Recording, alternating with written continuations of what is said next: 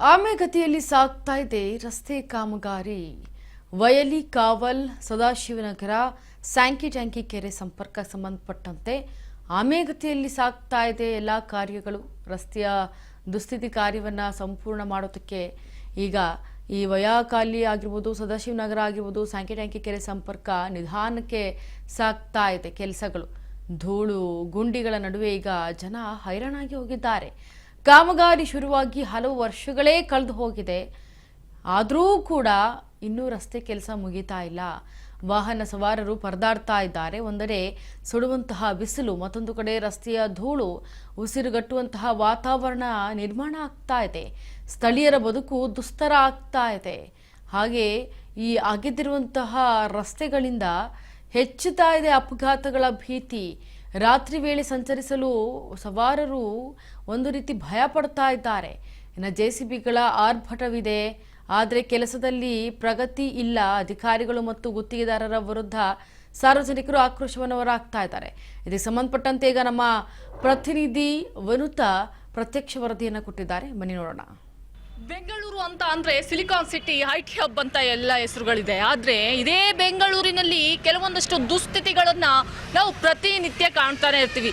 ಬೆಂಗಳೂರಿನ ಮೂಲೆ ಮೂಲೆಯಲ್ಲಿ ನಾವು ನೋಡ್ತಾ ಹೋದ್ರೆ ಪ್ರತಿಯೊಂದು ಸಮಸ್ಯೆಗಳು ದಿನದಿಂದ ದಿನಕ್ಕೆ, ಕ್ಷಣದಿಂದ ಕ್ಷಣಕ್ಕೆ ಅನಾವರಣಗೊಳ್ತಾನೆ ಇರುತ್ತೆ.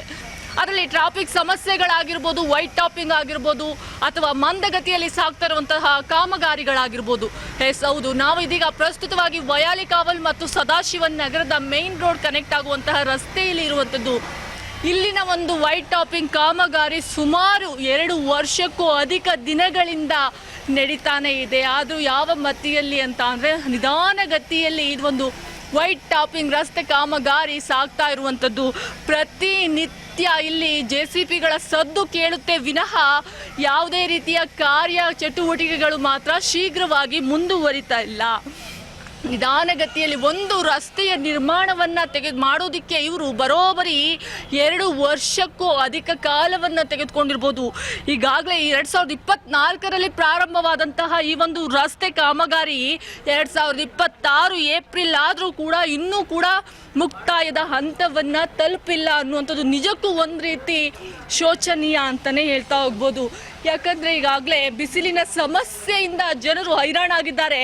ಅದರ ಜೊತೆಗೆ ಈ ಒಂದು ರಸ್ತೆ ಕಾಮಗಾರಿಯಿಂದ ಸಾಕಷ್ಟು ಧೂಳು ಕೂಡ ಜನರನ್ನು ಉಸಿರುಗಟ್ಟಿಸುವಂತೆ ಮಾಡ್ತಾ ಇರುವಂಥದ್ದು.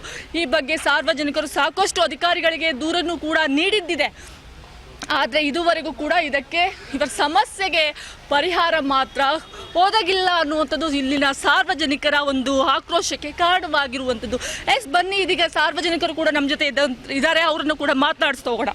ಸರಿ, ಒಂದು 2 ವರ್ಷದಿಂದ ಕೂಡ ಈ ಒಂದು ಕಾಮಗಾರಿ ನಡೀತಾನೆ ಇದೆ. ಏನೆಲ್ಲ ಸಮಸ್ಯೆಗಳಾಗಿದೆ ಇದರಿಂದ ನಿಮಗೆ ಸಂಚಾರಕ್ಕೆಲ್ಲ? From 15 months madam.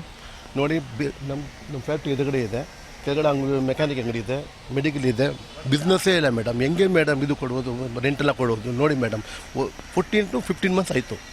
ಹೆಂಗೆ ಕೊಡೋದು? ನಮ್ಮದು ಎಷ್ಟು ಕಮಿಟ್ಮೆಂಟ್ ಇರುತ್ತೆ ಗೊತ್ತಾ ಮೇಡಮ್? ಈ ಥರ ಇದು ಮಾಡಿದ್ರೆ ಹೆಂಗೆ? ಸ್ವಲ್ಪ ಬೇಗ ಮಾಡಿ ಹೇಳಿ ಸರ್. ನೀವು ಇದ್ರ ಬಗ್ಗೆ ಕಂಪ್ಲೇಂಟ್ ಕೂಡ ಮಾಡಿದ್ರಿ ಅಂತ ಅನ್ನೋಂಥ ಮಾಹಿತಿ ಇದೆ. ಯಾವ ಅಧಿಕಾರಿಗಳು ಯಾವ ರೀತಿ ರೆಸ್ಪಾನ್ಸ್ ಮಾಡ್ತಾ ಇದ್ದಾರೆ? ಸರ್, ಮಿಸ್ಟರ್ ಅಶ್ವಥ್ ನಾರಾಯಣ ಬಂದು ನೋಡಿದ್ದಾರೆ. ಇನ್ನೂ ಅವರು ಏನು ರೆಸ್ಪಾನ್ಸ್ ತಗೊಳ್ತಾ ಇಲ್ಲ. ಸ್ವಲ್ಪ ಅವರಿಗೆ ಮಾತಾಡಿ ಏನು ಇನ್ನೂ ಎಷ್ಟು ತಿಂಗಳಾಯಿತು, ನಮಗೂ ಎಷ್ಟು ಆಗಿದೆ ಅದು ನಮಗೂ ಹೇಳಿಬಿಡಿ. But business full down madam. ಏನಂತ ಹೇಳ್ತಾರೆ ಸರ್ ಬಂದು ಸ್ಥಳಕ್ಕೆ ಭೇಟಿ ಮಾಡಿದಾಗ? ನೋಡಿ ಮೇಡಮ್, ನಮ್ಮದು ಬಿಸ್ನೆಸ್ ಇದೆ, ಸೀರೆ ಪಾಲಿಶಿಂಗ್ ಫ್ಯಾಕ್ಟ್ರಿ ನಮ್ಮದು ಇದೆ, ಅಂಗಡಿ ಇದೆ, ಆಮೇಲೆ ಚಿಕನ್ ಅಂಗಡಿ ಎದುರುಗಡೆ ಇದೆ, ಫೋಟೋ ಸ್ಟುಡಿಯೋ ಇದೆ, ಮಹಾವೀರ್ ಪ್ಲೈವುಡ್ ಇದೆ, ಎಲ್ಲರದ್ದು ಬಿಸ್ನೆಸ್ ಡೌನ್ ಇದೆ ಮೇಡಮ್. ಬಾಡಿಗೆ ಕೊಡೋಕ್ಕಾಗಲ್ಲ, ಆ ಥರ ಆಯಿತು. ಫ್ರಮ್ 14 ಮಂತ್ಸ್ ವಿ ಆರ್ ಇದೇ ಪ್ರಾಬ್ಲಮ್ ನಮಗೆ.